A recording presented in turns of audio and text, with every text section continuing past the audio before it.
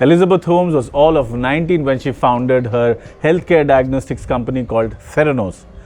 Theranos was building a machine called the Edison, with which a single drop of blood could actually do over 200 tests. Imagine that. Goodbye needles forever. That was the entire idea.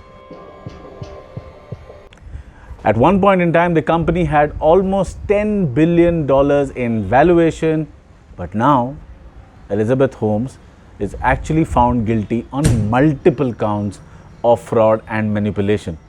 She's awaiting, sentencing. She could be actually sent to jail for from 80 years to 8 years. We don't know what will happen. But as of now, when we are shooting this video in May of 2022, we are still trying to figure out how the Holmes saga ends. Theranos as a company does not exist anymore, and while the founder of Theranos used to grace the covers of Forbes, Fortune and many such magazines, now she runs away from public attention. So that's the fall from grace of the founder of Theranos, Elizabeth Holmes. But that leaves us with an interesting question.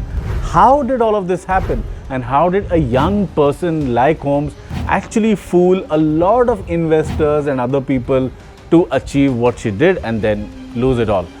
That's what we are going to answer in this particular video. And along with the answer, you will also get to know a few lessons that you and I can use in business. So stay with me through the entire video. Theranos' machine, the Edison, actually never worked, and though I'm oversimplifying this, they used to run a lot of the tests on a Siemens machine, and they used to dilute the blood droplets, so it wasn't really a single drop of blood that was providing all of these tests. Yet, despite all of the inefficacy or lies, Elizabeth Holmes' company, Theranos, actually had gotten to about $10 million in valuation at one point in time. The board of the company had star-studded, it was a star-studded board with people like George Shultz, who was the former Secretary of State of the United States. He was a part of the company, part of the board. Not just that, so there were some really super smart investors who had invested in the company as well. So before we get to figure out or get to understand how did Elizabeth Holmes pull off this heist, it might be a good idea to understand the timeline of events. And I'm going to take you through the timeline of events, which was published by Reuters on January 4th, 2022. Yes, so it was 2003 when Holmes founded Theranos, then called Real-Time Cures, after dropping out of Stanford University. 2004, the nascent company raised more than $6 million in funding, $6 million USD, reaching a valuation of $30 million. 2009, Holmes' then boyfriend Ramesh, aka Sunny Balwani, joined Theranos as the chief operating officer. 2010, Theranos raised a further $45 million in funding, reaching a valuation of $1 billion, making it what is called a unicorn. So that was the timeline of events. I thought that we should get that out of the way for a lot of people who probably do not know the story of Theranos, so that we can then get into the more interesting or the more important part of what was it about Holmes that, deceived so many smart people. So number one, she was a great story. Elizabeth Holmes went to Stanford, but she dropped out of college because she wanted to pursue her dream of revolutionizing the healthcare industry. Now, there's a bit of a legend associated with being a dropout, right? Bill Gates, Steve Jobs, so many other tech founders actually went to great universities, but they never completed their education. So they were dropouts in that sense. So a lot of people think that if you are a dropout of Stanford, you are a whiz-kid founder anyway. Interestingly, the web series on Hulu, which is based on the rise and fall of Theranos, Amanda Seyfried plays Elizabeth Holmes, and she's done a spectacular job. So you should watch it. I think if you're in India, you will be able to watch it on Disney Plus Hotstar. But the point is that the dropout story really helped Elizabeth. Not just that, she was young and she was a woman, which meant that she was not really bound to succeed in being able to disrupt an entire industry. And because of that, what happened is that a lot of people saw her as the underdog who was trying to fight the right fight, and because of that they wanted to support her. And all of us have this innate need to support the underdog, and smart investors are people just like you and me. They felt the same need and they went on and supported her. The second reason why she may have been able to fool smart people is because she had a great mission story. What do I mean by that? Now, I remember watching The Dropout, and in one of the scenes, Holmes, played by Amanda Seyfried, actually walks up to the podium and she's addressing employees at Theranos. And she says that when, she says something to the effect that when she was young, one of her favorite uncles passed away or died. And he died too soon because he did not get the right diagnosis at the right time. And hence, she says that the mission of Theranos is to make sure that people don't have to say goodbye to loved ones too soon. So that no one has to say goodbye too soon. So that pretty much became the line that was sort of the explanation for the mission of the company. And that mission, when you think about it, it's very difficult to not get behind a fabulous or such a good mission, right? And when that happens, it's sometimes you sort of let go of your regular fact checking, etc., because somebody who's on a mission like that, you want to support that person, you want to believe that the person will succeed, and you think that even if the person has some problems along the way, they will be able to overcome it. So in this case, when you look at Theranos, actually there were a lot of red flags. Investors, I think, did realize that the machines weren't working the way they were supposed to. There were reports about various things, but most of them, I mean, presumably, probably thought that here was a young person who was trying to make a difference and she was facing some challenges along the way. So what? I think we should continue to support her because that's what she needs to be able to achieve this great goal of disrupting the healthcare industry or making it better for people. Number 3, she had great stories to tell. So there was an event where Bill Clinton, Jack Ma, and Elizabeth Holmes were sharing the stage. Bill Clinton asks Elizabeth Holmes, "So when did you start your company, Elizabeth?" And she grins and replies, "When I was 19." So you can see the admiration and the adulation on the faces of Bill Clinton, Jack Ma, and the entire audience. Now that was a great story for Elizabeth Holmes, but that wasn't the only one. There were so many others. In fact, she herself was petrified of needles, and it said that that's one of the reasons why she took it up as a mission to be able to, reduce needles as much as possible, and that's how Theranos was born. Not just that, I remember some of the scenes in The Dropout where Holmes displays this uncanny ability, of course played by Amanda Seyfried, uncanny ability to be able to target or to be able to have a conversation with the most important person in the room by narrating a story about them, narrating a positive story about them. So, remember that time when you did this and this is how you made things happen. This is exactly what we are trying to do.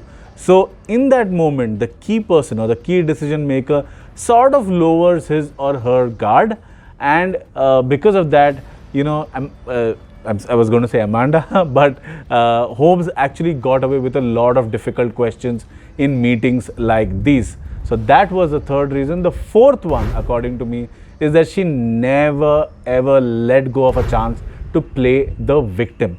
Now this is linked to the same underdog story. So when the Wall Street Journal came out with a scathing report about inaccuracies, inefficacy, questioning the founder of Theranos, all of those things, she came out blazing in a media interview talking about how all the odds were stacked against her and she was fighting the good fight, and she was being victimized by the Wall Street Journal, traditional media, etc., etc. While I don't think any of those claims by Holmes were true, but yes, despite all of that, people believed her because they saw her as the victim, and when somebody is the victim, you definitely want to support that person, right? So this is sort of an extension of how she was able to picture or position herself as the underdog.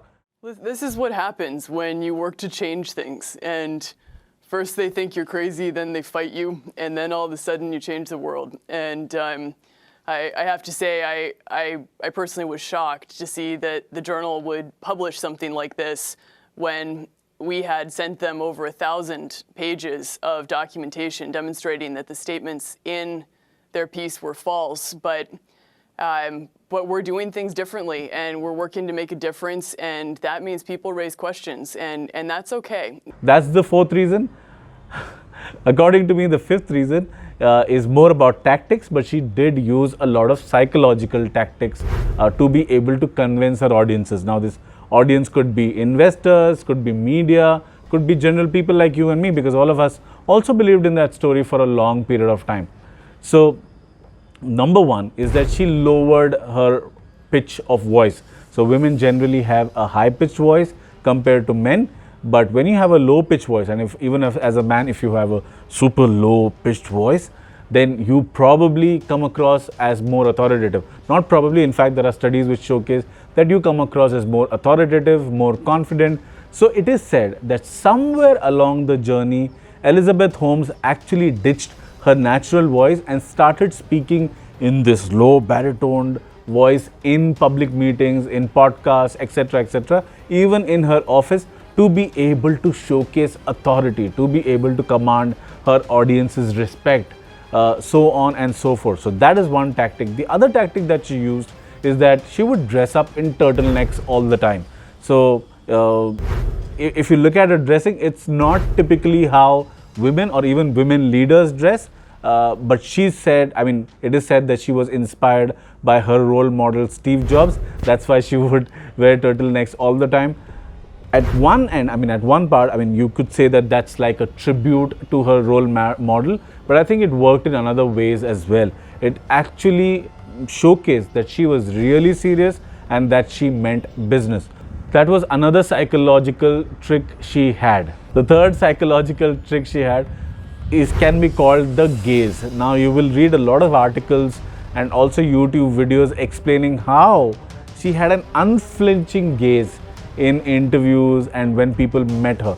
So she would actually train your eyes on you, and I think some article also said that she could pierce you with those eyes. You know, there's a body language expert who has deconstructed her body language to showcase that this is somewhat of I think he says that it's a bit of an abnormal behavior for people who do not blink their eyes at all. So basically the gaze happens because she's not blinking her eyes at all when she's looking at you. And apart from whatever else that it was supposed to mean, it does showcase authority, it does showcase confidence, and to a certain extent it can also be intimidating. Now that's a technique that she used a lot with her employees, because you know they would make their employees sign ridiculous NDAs, silence them, not let them send Facebook friend requests to each other, so on and so forth. So there were some of these tricks that she played to be able to keep up the facade that she was doing some great work and this company was on a mission and she deserved all the admiration and adulation that was being sent her way. So there are a couple of lessons from the Theranos-Holmes saga. I think the first one is that no matter how good you are at faking stuff, things eventually find a way of catching up with you. So I'd much rather think that it's better to stay authentic than to use the kind of tactics that Elizabeth Holmes and her team did, or her team used.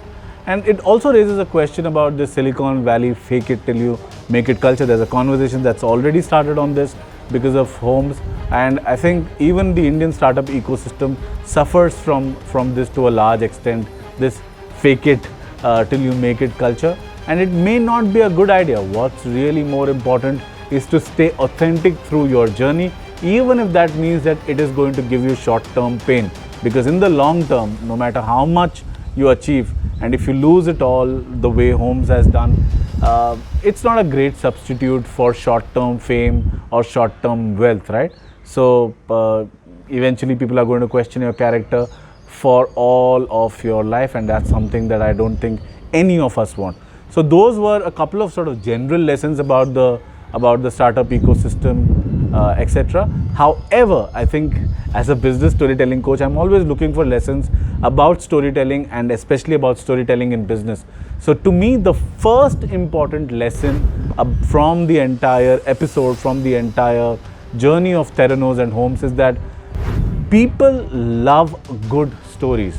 Okay, that is the reason why, despite being so smart, a lot of Theranos' investors became a part of the story and continued to be a part of the story.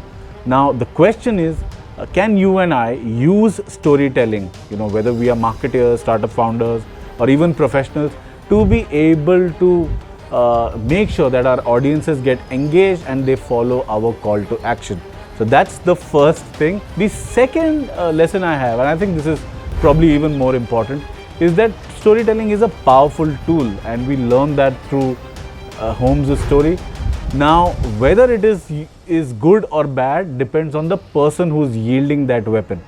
So an important lesson is that good folks like you and me, we should learn storytelling so that we are able to use the power of stories for not just our benefit, but to be able to make sure that we are able to do good through the business that we do, through the work that we do, and so that people like, people of questionable character like Elizabeth Holmes don't run away with all the limelight and rob people like us of great opportunities. So yes, I think all of us should learn business storytelling, and that's what this channel does. If you have any questions about storytelling in business, about communication in business, please feel free to let me know in the comment section. Either I or one of my team members will get back to you shortly. I hope you enjoyed this episode. I've been following Theranos' story for a while.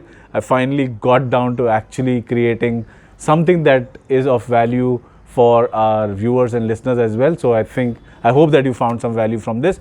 I'll see you soon in the next video.